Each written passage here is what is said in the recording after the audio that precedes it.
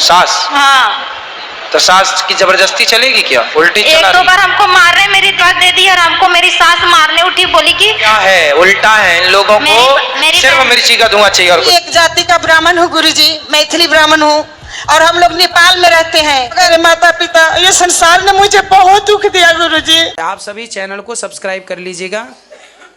जो भी यूट्यूब पर देख रहे हैं चैनल को सब्सक्राइब कर लीजिए और शेयर कीजिएगा।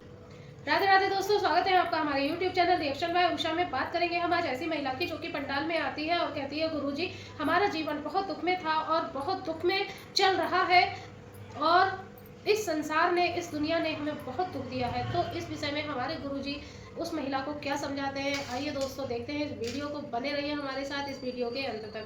राधे गुरुजी जी। आपका चरणों में मेरा नमन। जी गुरुजी, हाँ। हमारा जीवन में इतना दुख था ना कि आपके भागवत सुनते सुनते मेरा डिप्रेशन भी खत्म हो गया। गुरुजी, हम आपके चरणों में नमन। आप मेरे दाता हो गुरुजी, मेरे जीवन का सबसे बड़ा हीरो आप हो। आपके कथा से मेरा जीवन डिप्रेशन में चला गया था, आपकी कथा से मैं सुधर गई गुरुजी। गुरुजी, मैं एक भजन रखना चाहती हूँ आपके चरणों में। सुनाओ भाई, इस थोड़ा आगे कर लो कूलर से, बोलो एक लाइन जी। एक राधा एक मेरा,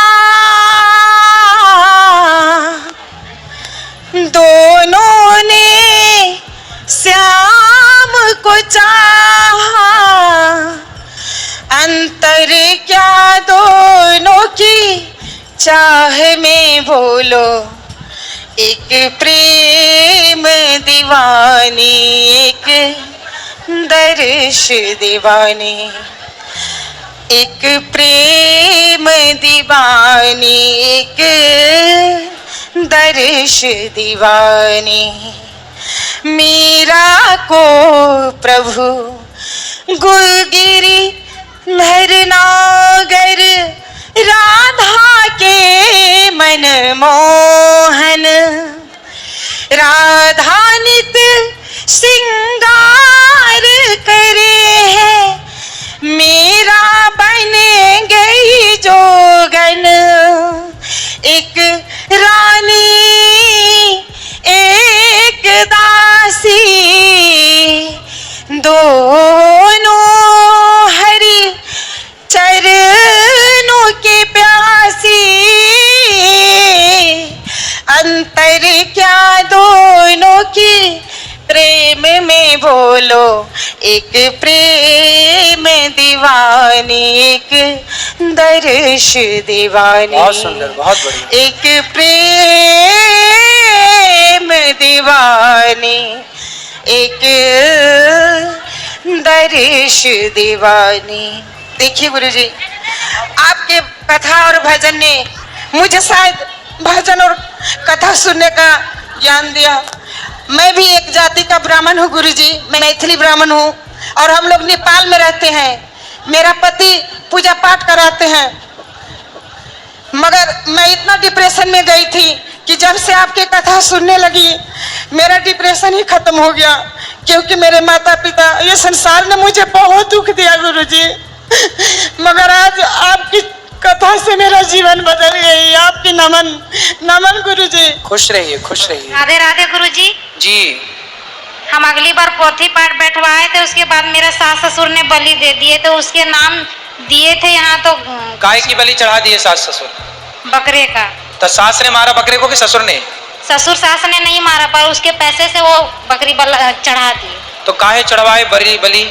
हम बोलते हैं गुरुजी, पर मेरी बेटी भी बोलते हैं, तो हम लोग दोनों को बोलते हैं तुम लोग दोनों माँ बेटी पागल हो। हाँ, और वो बहुत होशियार हैं जो मरवा रहे हैं बकरे को। और बोलते हैं, और उसको जैसे हम घर से यहाँ आए थे, नहीं पोथी पाठ करवाए थे, घर से करवाए थे। ठीक है, ठीक है, उनको ले आना, हम बात करेंगे। नहीं गुरुजी, उसको लाए थे पितर पक्ष में, उसको वो कथा भी सुन रही थी और उसको हम लोग बोलते भी थे, फिर भी वो नहीं छोड़ती है। तो बकरे का मांस खाती है सास आपकी? खाती है, और उसको भागवत का चावल भी खिला चुके थे हम। कोई बात नहीं, पर मांस खाती है सास? खाती है, सास ससुर सब, मेरा पूरा परिवार। हमको कोई अच्छा नहीं कहते गुरुजी, सब बोलते ये पागल है, दोनों माँ बेटी मस्जिद ले गए गुरुजी। मस्जिद लेके गए, क्यों? इसका ज्यादा तबीयत बिगड़ गया तो बोले कि मस्जिद में जाके ठीक हो जाएगी, तो इसको वहाँ पानी पिला दिया तो मेरे पर पूरा चिल्लाती है। क्या चिल्लाती है? बोलती मेरा धर्म क्यों बिगाड़ी माँ तूने, मेरा हम गुरु दीक्षा ले लिए थे, तुमको क्यों मस्जिद लेके पानी पिलाए। अब मत जाना। अब बार बार हमारी सास बोलती है, दोनों माँ बेटी पागल इन लोग के ये अरे सास के चक्कर में ना पड़ो, आप तो भगवान का नाम जपती रहो। पति अच्छे हैं आपके? हैं गुरुजी, मेरे पति बहुत अच्छे हैं गुरुजी। कहाँ है वो तो ये एथी में रहते, बाहर रहते। पति तो मांस नहीं खाते? नहीं, हम लोग 4 जने नहीं खाते तो हैं। बस फिर आप लोग ना खाओ, वहाँ की सास ससुर को जो मना करने तो भोगेंगे वो। पर हमारे साथ रहती है और बोलती है कि तुम लोग सब खाए करो, हमारे बच्चे को ना। तो आप लोग ला के मत दिया करो, वो खुद खरीद के लाते हैं क्या? वो खरीद के नहीं लाती है, बोलती है हम इसके साथ खाएंगे तो इसको खाना पड़ेगा हमको, बोलती है। कौन, सास? हाँ। तो सास की जबरदस्ती चलेगी क्या? उल्टी चला एक 2 बार हमको मार रहे, मेरी देवरानी हमको धक्का दे दी और हमको मेरी सास मारने उठी, बोली कि तुम लोग दोनों ना सब बहुत बेकार हो, सब जन खाने छोड़ दिए हो और ऊपर से बलि भी नहीं देने खोजते हो। आप लोग अपना अच्छे से रहो, दुनिया विरोधी बनेगी। जब मीराबाई भगवान की राह पर चली तो मीराबाई का पूरा परिवार, पूरा समाज विरोधी हो गया। इसीलिए जो भगवान की ओर चलेगा, जो सही राह पर चलेगा, लोग उसका विरोध करेंगे। यही रीति रही है शुरू से। माता सीता का लोगों ने विरोध किया, तो हम और आप कौन हैं? गुरुजी, हमारे घर में जो बोलते हैं कुल देवी है ना, वहाँ बलि चढ़ाया जाता, तो हम बोले वो देवी देवता को हम नहीं मानेंगे जो जहाँ बलि मिल देते हैं। देवी देवता बलि मांगते ही नहीं है बेटा, ये तो लोग अपनी इच्छा से अपने खाने का। देखो तुम्हारी सास खाती है, तो बलि के बहाने वो खाती होगी, हड्डी चबाती होगी। और जहाँ बलि पड़ता है गुरुजी, वहाँ हमको रहने की इच्छा नहीं होती। हमारे झारखंड में ना पूरा एकदम बलि चढ़ते, तो हम जाते नहीं जाते रिश्तेदारी निभाने, तो बोलती है बहुत घमंडी हो गई है, कथा सुन के पागल तो है और बहुत घमंडी हो गई है। तो बोले तुम्हारी तरफ बकरा मारे तो घमंड नहीं है, और ना मारे तो घमंडी है। ऐसे लोगों को मिर्ची का धुआं दो, तो उल्टा लटकाओ, लाल मिर्ची का धुआं मस्त। वैसे गुरुजी रिश्तेदार के पास जाए कि नहीं जाए? हाँ, ऐसे रिश्तेदार काहे जाओ मांसाहारियों के पास। वो बोलते हैं तू नहीं। मांस खाना, अब जैसे कुछ लोग बलि चढ़ा रहे हैं, जैसे बिहार में, झारखंड में कुछ लोग बहुत जरूरत से ज्यादा बलि प्रथा मानते हैं। इसका कारण जानते हैं क्या है? एक समय था जब बहुत लोग रोज मांस खाते थे, फिर कुछ संत आए, गुरु आए, गुरु जी ने कहा क्यों तुम मांस खाते हो? गुरु जी क्या करें, आदत हो गई है। तो गुरु जी बोले सुनो, तुम अपनी देवी को ना एक बकरा चढ़ाया करो। तो गुरुजी ने ये बात क्यों कही? वो रोज मांस खाते थे, तो गुरुजी ने कहा कि तुम देवी को बकरा बलि चढ़ाओ, फिर वो खाया करो। ऐसा क्यों कहा गुरुजी ने, बताओ? गुरुजी ने ऐसा इसलिए कहा कि तुम जो रोज खाते हो, उस रोज खाने से अच्छा है कि तुम बलि तो कभी कभी चढ़ाओगे, तो तुम रोज से बच जाओगे। मतलब रोज यदि 100 लोगों की हत्या हो रही है, तो फिर 1 हत्या होगी, 99 हत्या बच जाएगी। तो उन्होंने इसलिए कहा कि आप 1 को, ताकि धीरे धीरे वो क्या करेंगे, वो उस 1 को भी खाना छोड़ देंगे। लेकिन लोगों ने उसे रिवाज बना लिया और हर चीज में बलि, बोले हमारे पुरखे कह गए बलि चढ़ाओ बलि चढ़ाओ।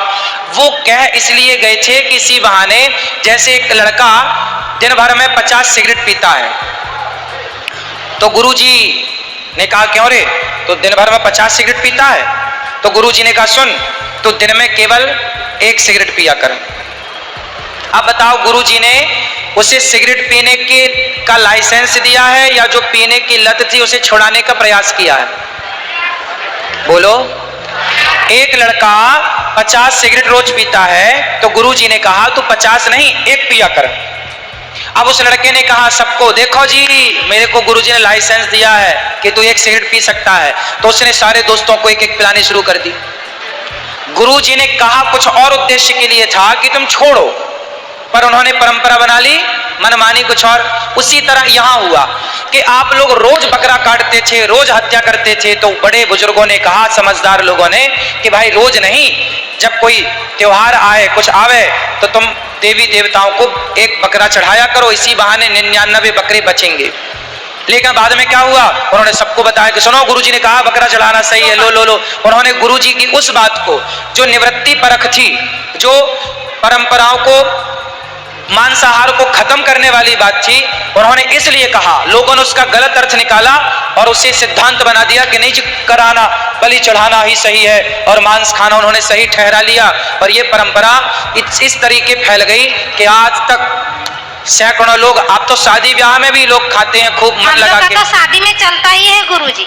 तो ये सब बेटा वही भ्रांतियां फैली हैं। क्या करें, कितना समेटें, कितना समझाएं। पोथी पर बैठाने के लिए अपने आदमी को बोले ना, तो वो फोन करके रिश्तेदार को पूछे तो सब रिश्तेदार बोले ये पागल के चक्कर में मत रहो, मत पोथी पर बैठाओ, ये वृंदावन जाती है और झूठ मूठ का पैसा बर्बाद करती है। तो उन लोगों को बोलना कि तुम बहुत अच्छा पैसा लगा रहे हो बकरे को कटवाने में, उनका पैसा लग रहा बकरे की जान लेने में, और वो मेरी बहन, वो उनको सही लग रहा है। अब देखो क्या है, उल्टा है। इन लोगों को सिर्फ मिर्ची का धुआं चाहिए और कुछ नहीं, ये ऐसे मानेंगे। गुरुजी मेरी बहन बोलती है हम खाते पीते हैं तो मस्त बढ़िया रहते हैं, तो जब से कथा सुन रही तब से तेरा दिमाग पागल हो गया है। आप भी मस्त रहा करो, अपना बढ़िया सात्विक खा के रहने खोजते हैं गुरुजी, पर घर में रहते तो क्या हो जाता, मेरा दिमाग ही सही नहीं। चुप रहा करो, ऐसे लोगों को बकने दो जो बोल रहे हैं, बोलने दो। तो देखा दोस्तों, जैसे कि उस महिला ने कहा कि हमारे सास ससुर ने या इस दुनिया वालों ने हमें बहुत दुख दिया, बहुत तकलीफ दी।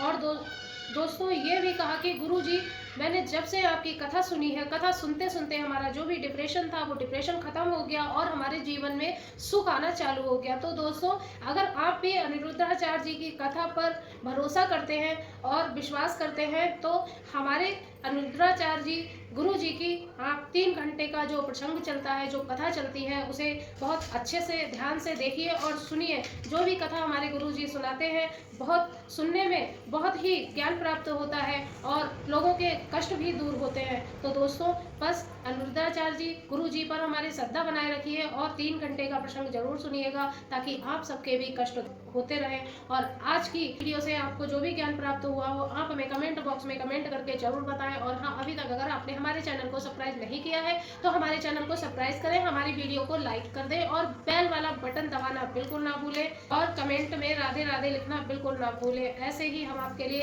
एक से एक अच्छी वीडियो लाते रहेंगे। तब तक के लिए राधे राधे।